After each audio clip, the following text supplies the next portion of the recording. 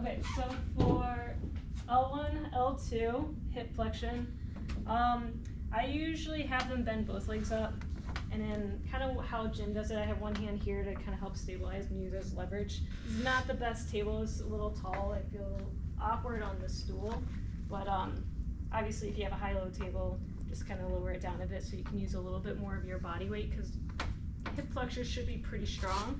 So go ahead and hold. Good, and hold. Good, and hold. So I usually do like 3 contractions. I think you can do like holding for like 10 seconds and just do a long, prolonged contraction. I just typically do repeated ones. And then looking for the type of weakness. So is it breaking each and every time, or is it hold like a good contraction on the first rep and then the next 2 it's just completely weak. If it is a fatigable weakness, it should be pretty obvious that by the 2nd rep and the 3rd rep they have nothing left.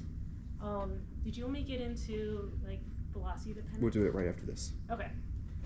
Knee extension, I actually typically do that in supine, just because I have them here. You can obviously do it more in prone, it's gonna give you a little bit more leverage.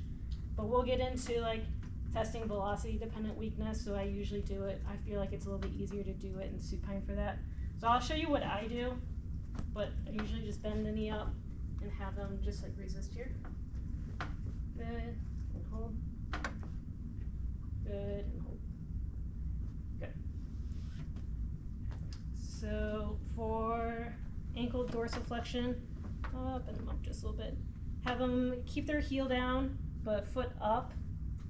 And then I usually come across and just try to push down. So this is L4. Good, and hold. She's good. She locks her elbow out and she can drive down with her body weight. Good. So she's not trying to do it with her hands. Right. Yeah, use your body weight to your advantage. Again, probably lower the table down just a little bit so you can get your body over it. TFL would be like an alternative muscle for L4. For L5, I'm going to use your toes. Okay. Sorry. I usually do actually this one at the same time because it's pretty easy to see a difference, but I have them bring their toes back and just don't let me pull them down. Good, and hold. Good, and hold. Good. And then alternative muscles for that, you could do, I usually do either inversion or hip abduction, as Jim kind of showed in the video. So I usually have them just kind of invert the foot, hold it right there. Good, and hold. Good, and hold. Perfect. And then hip abduction, you can go ahead and roll onto your side facing the ankle.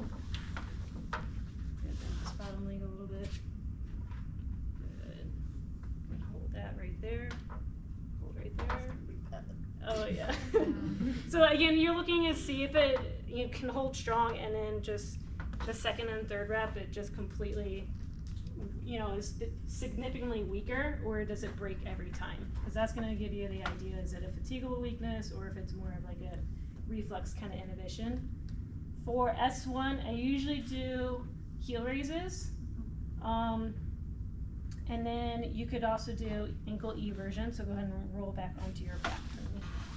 I usually do it with the knee extended. I think Jim shows it with the knee bent, but I just kind of got used to it here. Go ahead and bring your foot outward. Hold that right there. Good. And hold.